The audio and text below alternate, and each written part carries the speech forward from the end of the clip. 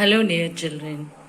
இப்போ நம்ம chapter 6 retirement and death of a partner உடைய multiple choice questions பார்க்கலாம். Question number 1. A partner retires from the partnership firm on 30th June. He is liable for all the acts of the firm up to the date of his retirement.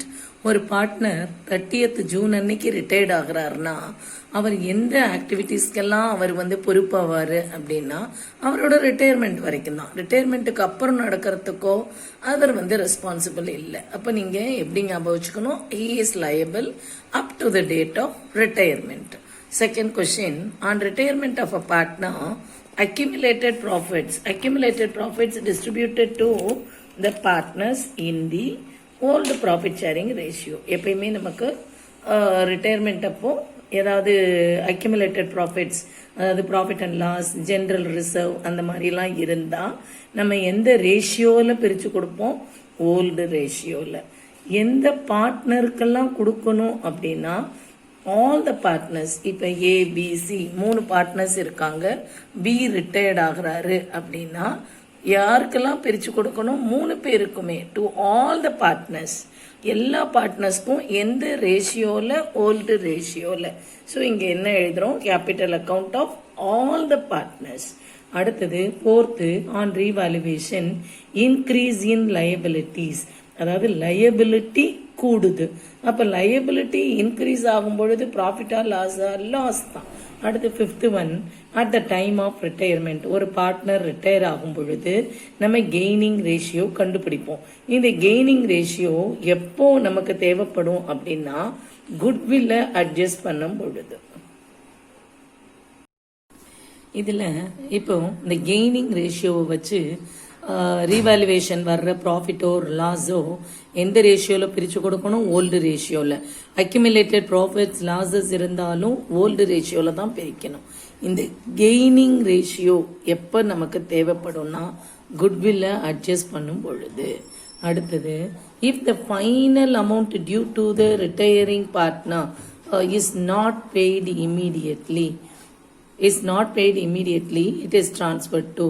அதாவது ரிட்டையரிங் பார்ட்னருக்கு சேர வேண்டிய final அமௌண்ட்டை கொடுத்துட்டா பேங்க்குன்னு சொல்லுவோம். கொடுக்கல அப்போ என்ன பண்ணணும்? ரிட்டையரிங் பார்ட்னர்ஸ் லோன் அக்கௌண்ட்டுக்கு டிரான்ஸ்ஃபர் பண்ணணும். அடுத்தது, A was a partner in a firm. அவர் he died on 31st March.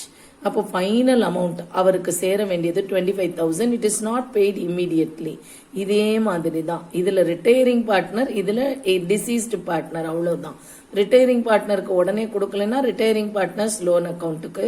இதில் இந்த பார்ட்னர் டைடு. அப்போ யாருக்கு கொடுக்கணும்னா அந்த ஒரு பார்ட்னர் இறந்துட்டாங்கன்னா எக்ஸிக்யூட்டார் வில் பி தேர். அப்போ அந்த லீகல் ரெப்ரசன்டேட்டிவ் பேர் ஏ உடைய எக்ஸிக்யூட்டார், ஏ பார்ட்னர், அதனால ஏஸ் எக்ஸிக்யூட்டார். ஏஸோடைய எக்ஸிக்யூட்டார் லோன் அக்கௌண்ட்டுக்கு மாற்றணும். It is not paid immediately. So இதுலேயும் லோன் அக்கௌண்ட், இதில் loan account. Retiring partners loan account, இது ஏஸ் எக்ஸிக்யூட்டார்ஸ் லோன் அக்கௌண்ட். அடுத்தது, ஏபிசி 3 பார்ட்னர்ஸ் இருக்காங்க. Their profit sharing ratio 2:2:1. On retirement of B, goodwill of the firm was valued at 30,000 இருக்கு. இப்போ இதில் find the contribution of A and C to compensate பின்னு இருக்கு. நம்ம என்ன பண்ணணும்? First goodwill of the firm எவ்வளவுன்னு பார்க்குறோம். குட்வில் ஆஃப் த ஃபர்ம் கொடுத்துருக்கு, அதாவது என்டையர் ஃபர்முக்கு சேர்த்து 30,000. ஸோ இந்த 30,000 A is to B is to C 2:2:1. Goodwill of the firm கொடுத்துருக்கு. Goodwill of the firm 30,000. இப்போ இந்த 30,000 ஃபார் த என்டையர் ஃபர்ம். இதில் பி ரிட்டையர்ட் ஆகிறார்னா பியோடைய ஷேர் எவ்வளவுன்னு பார்க்கணும். இப்போ 2:2:1 பியோடைய ஷேர் 2/2 + 2 + 1 5. அப்போ பியோடைய ஷேர் 2/5 எவ்வளவுன்னு பார்க்கணும். இந்த 12,000 பியோடைய ஷேரை தான் ஏயும் சியும் காம்பன்சேட் பண்ணுவாங்க, ஏயும் சியும் கொடுப்பாங்க. ஸோ இந்த 12,000 ஏக்கும் சிக்கும் என்ன ரேஷியோன்னு பார்க்கணும். ஏக்கும் சியும் இதை காம்பன்சேட் பண்ணணும்னா ஏ எவ்வளவு காம்பன்சேட் பண்ணிப்பாரு, சி எவ்வளவு கொடுப்பாரு அப்படின்னா இதை பியை விட்டுருங்க. ஏன்னா நமக்கு சாக்ரிஃபை இது கெய்னிங் ரேஷியோ கொடுக்கல. கெய்னிங் ரேஷியோ கொடுத்தா நம்ம குட்வில்க்கு அதை எடுத்துக்கலாம். கொடுக்காததுனால இந்த ஓல்டு ரேஷியோ தான் தே ஹவ் கெயின்டுன்னு அர்த்தம். அப்போ இந்த 2B ரிட்டையர்ட் ஆகும் பொழுது பியை விட்டுருங்க. விட்டுட்டு பார்த்தீங்கன்னா ஏயும் சியும் என்ன ரேஷியோ 2:1. ஸோ 2:1 இந்த 12,000 பிரிக்கணும். அப்போ 12,000 இன்ட்டு 2/3 இது ஏக்கு, 12,000 இன்ட்டு 1/3, 2 + 1 3, இங்கேயும் 2/3. ஸோ 1/3 4,000. இந்த மாதிரி வர்ற ஆன்சர் எதுன்னு பார்த்தீங்கன்னா 8க்கு 8,000 4,000 இதுதான் ஆன்சர். இன்னொரு தடவை சொல்றேன். ஏபிசி 3 பேரும் பார்ட்னர்ஸ். அவங்களோட profit sharing ratio 2:2:1. B retired ஆகுறாரு. குட்வில் ஆஃப் த ஃபர்ம் மொத்தத்துக்கும் சேர்த்து குட்வில் எவ்வளவு வேல்யூ பண்ணியிருக்காங்க 30,000. ஒரு பார்ட்னர் ரிட்டையர்ட் ஆகும் பொழுது என்ன ஆகணும், குட்வில் எவ்வளவோ அதுல ரிட்டையரிங் பார்ட்னருடைய ஷேர் என்னதோ அதைய ரிமைனிங் பார்ட்னர்ஸ் காம்பன்சேட் பண்ணிக்கணும். அப்ப 30,000ல பியோடைய ஷேர் எவ்வளவு 2/5. அந்த 2/5 எவ்வளவுன்னு கண்டுபிடிச்சா 12,000 வருது. இந்த 12,000 நம்ம ஏயும் சியும் என்ன ரேஷியோன்னு பிரிக்கணும். அப்ப 12,000 கெய்னிங் ரேஷியோ கொடுத்திருந்தா நம்ம அந்த ரேஷியோல பண்ணலாம். ஆனா கொடுக்காததுனால என்ன அசியூம் பண்ணிக்கிறோம், ஓல்டு ரேஷியோலயே தான் கெயின் ஆகுறாங்கன்னு. ஸோ ஓல்டு ரேஷியோ என்ன 2:2:1. இதுல பி ரிட்டையர்ட் ஆகுறா, பியை மட்டும் விட்டுடுங்க. ஸோ ரிமைனிங் எவ்வளவு இருக்கு 2:1 தான் இருக்கு, 2:1. ஸோ அந்த ரேஷியோல பிரிச்சுட்டோம். அடுத்தது 9th சம். ஏபிசி 3 பேரும் பார்ட்னர்ஸ். அவங்களோட ப்ராஃபிட் ஷேரிங் ரேஷியோ 4:2:3. இதுல சி ரிட்டையர்ட் ஆகுறாரு, நியூ ரேஷியோ கேட்டிருக்கு. ஸோ ஏபிசியில 4:2:3, சி ரிட்டையர்ட் ஆகுறாருன்னா சியை விட்டுடுங்க. ஸோ எவ்வளவு இருக்கு 4:2. 4:2ல இன்னும் சிம்பிளிஃபை பண்ணீங்கன்னா 2:1 வரும். அடுத்து 10th சம். XYZ 3 பேர் பார்ட்னர்ஸ். அவங்களோட ப்ராஃபிட் ஷேரிங் ப்ராஃபிட் லாசஸை ஈக்குவலா பிரிச்சுக்கிறாங்க. ஈக்குவலானா என்ன 1:1:1. அதுல எக்ஸ் டைட் ஆன் April 1, 2019.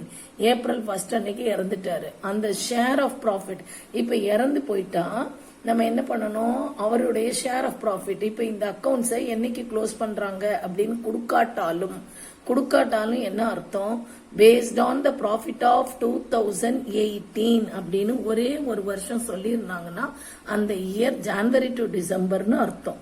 இல்ல ஏப்ரல் டு மார்ச்சா இருக்கலாம்ல அப்படின்னா அவங்க எப்படி கொடுத்திருப்பாங்க 2018 to 19 அப்படின்னு 2 வருஷம் கொடுத்திருப்பாங்க. அப்படி கொடுக்கல. சோ இது ஜான்வரி டு டிசம்பர். அப்போ டிசம்பர்ல அக்கௌண்ட்ஸை முடிக்கிறோம். எக்ஸ் 1 ஏப்ரல்ல இறந்து போறாரு அப்படின்னா ஜான்வரி, பிப்ரவரி, மார்ச் 3 மாசத்துக்கும் 1 ஏப்ரல்ல விட்டுறணும். ஏன்னா அந்த டேட்ல அவர் இறந்து போயிட்டாரு. சோ ஜான்வரி, பிப்ரவரி, மார்ச் 3 மந்த்ஸுக்கும் எவ்வளவு ப்ராஃபிட்னு பார்க்கணும். அப்ப ப்ராஃபிட் நம்ம இயர் எண்டுனா தான் எவ்வளவு ப்ராஃபிட்னு சொல்ல முடியும். 3 மந்த்ஸுக்கு எப்படி கண்டுபிடிக்கிறது, அதுக்காக எப்படி கொடுக்கறாங்க, it is based on profit of 2018. போன வருஷம் எவ்வளவுப்பா ப்ராஃபிட் வந்துச்சு, போன வருஷம் எவ்வளவு வந்துச்சுன்னா 36,000. அந்த 36,000 அவ்வளவு வரும்னு எக்ஸ்பெக்ட் பண்ணி நம்ம பிரிச்சு கொடுக்கணும். அப்ப என்ன செய்யணும், இந்த 36,000ல ஃபர்ஸ்ட் இது 1 இயருக்கு அத 3 மந்த்ஸுக்கு எவ்வளவுன்னு பார்க்கணும். அதுலயும் இது யார் இறந்தா எக்ஸ் உடைய ஷேர் என்னன்னு பார்க்கணும். அப்போ அக்கௌண்ட்ஸ் நம்ம 31 டிசம்பர்ல க்ளோஸ் பண்ணுனா இப்போ 1 ஏப்ரல்ல இறந்திருக்காரு. சோ இதுல இருந்து இது வரைக்கும் ஒரு 3 மந்த்ஸ் இருக்கு. 3 மந்த்ஸுக்கு உள்ள ப்ராஃபிட், அதனால 3/12. இவருடைய ஷேர் எக்ஸ் இறந்து போயிட்டாரு, எக்ஸோடைய ஷேர் எவ்வளவுன்னா 1/3. ஈக்குவலா பிரிச்சுக்கிறாங்க. சோ 1:1:1. எக்ஸோடைய ஷேர் எவ்வளவு 1 + 1 + 1 3. சோ 1/3 தான் எக்ஸோடைய ஷேர். So 36,000 போன வருஷம் profit. So based on the last year profit இப்போ நம்ம கொடுக்க போறோம். So 36,000 into 1/3 into 3/12. இந்த மாதிரி போட்டீங்கன்னா உங்களுக்கு 3,000 வரும். ஸோ 3,000 இருக்கிற answer B option. So B option correct. சரிங்களா, புரிஞ்சிருச்சா? தேங்க்யூ.